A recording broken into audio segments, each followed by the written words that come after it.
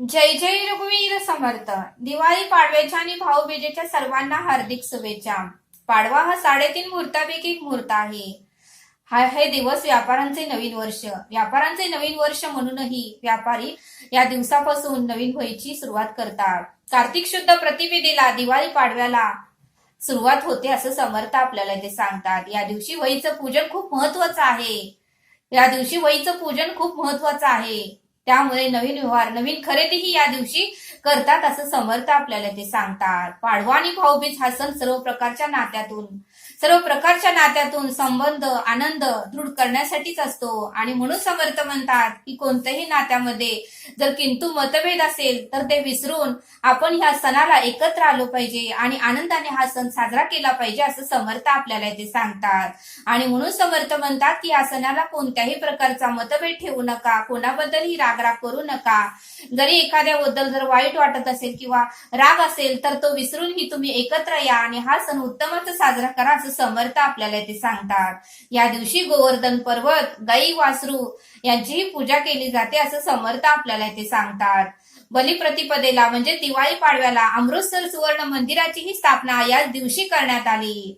अमृतसर सुवर्ण मंदिराची स्थापना याच दिवशी करण्यात आली. म्हणून शीख लोक हा सण भव्य प्रमाणात साजरा करतात. म्हणून शीख लोक हा सण मोठ्या प्रमाणात आनंदात साजरा करतात असं समर्थ आपल्याला ते सांगतात. या दिवशी मालकांनी कामगारांना मिठाई द्यावी आणि त्यांनाही उत्तम अशी भेट वस्तू द्यावी असं समर्थ आपल्याला ते सांगतात. श्रीराम प्रभू समर्थ म्हणतात की पाडव्या दिवशी 3.5 मुहूर्ताचाच हा एक दिवस आहे. या दिवशी श्रीराम प्रभूंचा राज्याभिषेकही पाडव्या दिवशीच झाला असं समर्थ आपल्याला ते सांगतात. या दिवशी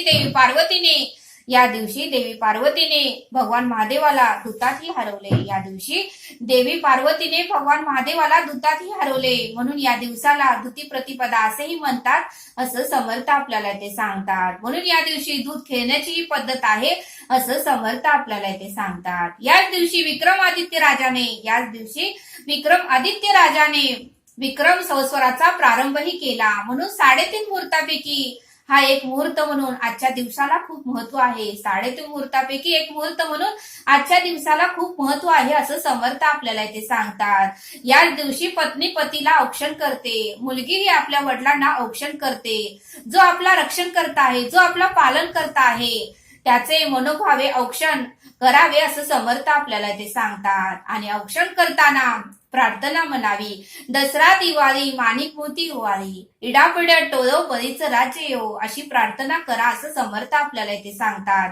आणि म्हणून समर्थ म्हणतात की आजच्या नवीन पिढीला सणाचे महत्व समजावून सांगणे फार गरजेचं आहे. कारण सण जसं दिवस वाढत चालला आहे तसं मात्र सणाचे महत्व कमी होत चाललं आहे असं समर्थ आपल्याला ते सांगतात. आणि म्हणून समर्थ म्हणतात की नवीन पिढीला सणाचे महत्व समजावून सांगणे गरजेचं आहे असं समर्थ आपल्याला ते सांगतात. समर्थ म्हणतात की याच दिवशी भगवान विष्णूने वामन अवतार घेऊन बळीराजाला पातलोकी पाठवले. याच दिवशी भगवान विष्णूने वामन अवतार घेऊन बळीलोकाला पातळात पाठवले. आणि त्यावेळेस बळीराजाने विष्णूकडून वर घेतला की धर्तीवर 3 दिवस तरी माझे राज्य म्हणून ओळखले जावे. धर्तीवर 3 दिवस तरी माझे राज्य म्हणून ओळखले जावे असा वर बळीराजाने भगवान विष्णूंना मागितला. आणि विष्णूनेही बळीराजाला तो वर दिला. त्यामुळे दिवाळीच्या दिवशी 3 दिवस आपण त्या बळीराजाची प्रार्थना करतो.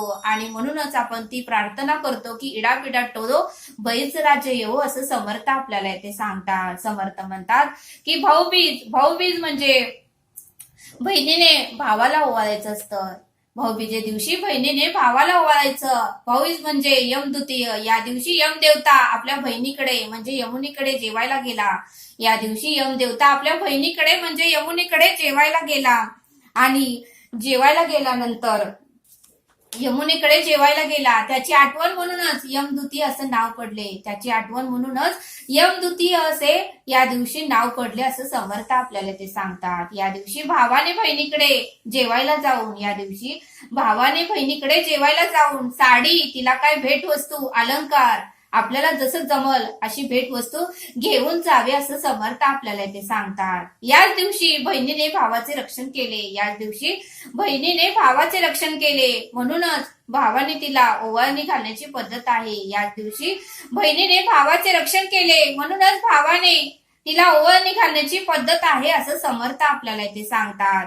आणि म्हणूनच समर्थ म्हणतात की या भाऊबीजे दिवशी नरकात असलेल्या लोकांनाही एक दिवस मोकळीक मिळते. या भाऊबीजे दिवशी नरकात असलेल्या लोकांनाही एक दिवस मोकळीक मिळते. आणि म्हणून समर्थ म्हणतात की भाऊबीज ही उत्तम तुम्ही साजरा करा. तुम्ही बहिणीकडे जावा. जर बहीण आपल्या घरी आली असेल तर तिला ओवाळा, तिला आनंद देण्याचा प्रयत्न करा, तिला एखादी भेट वस्तू द्या आणि तिला आनंद तुम्ही देण्याचा प्रयत्न करा असं समर्थ आपल्याला इथे सांगतात. आणि म्हणून समर्थ म्हणतात की पाडवा आणि भाऊबीज हे उत्तमाचा दिवस आहे. या दिवशी उत्तमच सर्व काही साजरं करा असं समर्थ आपल्याला इथे सांगतात. आणि पाडवा हा सण 3.5 मुहूर्तापैकी एक आहे. आणि म्हणून समर्थ म्हणतात की या दिवशी जेवढं होईल तेवढं अखंड नामस्मरणही करा असं समर्थ आपल्याला इथे सांगतात. आणि म्हणून समर्थ म्हणतात की भाऊबीज आणि पाडवा उत्तम असा तुम्ही साजरा करा असं समर्थांनी आपल्याला इथे सांगितलं. समर्थ आपल्याला एक श्लोक देतात.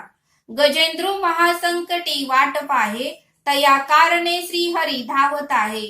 उडी घातली जाहला जीवदानी, नुपेक्षी कदा देव भक्ताभिमानी. या श्लोकाचा अर्थ समर्थ सांगतात की भक्ताभिमान देव सर्वांचाच पाठीराखा आहे. भक्ताभिमान देव सर्वांचाच पाठीराखा आहे. तो केवळ लोकांचाच आहे असे नाही. तो केवळ लोकांचाच आहे असा नाही. तो पशूंचाही उद्धार करतो. तो पशूंचाही उद्धार करतो. मगरीने गजेंद्रूचे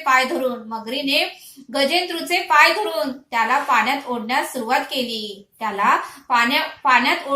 केली. तेव्हा त्या प्राणसंकटात असणाऱ्या गजेंद्रूने कळकळून हाक मारली. तेव्हा प्राण संकटात असलेल्या गजेंद्रूने कळकळून श्रीरामांना हाक मारली.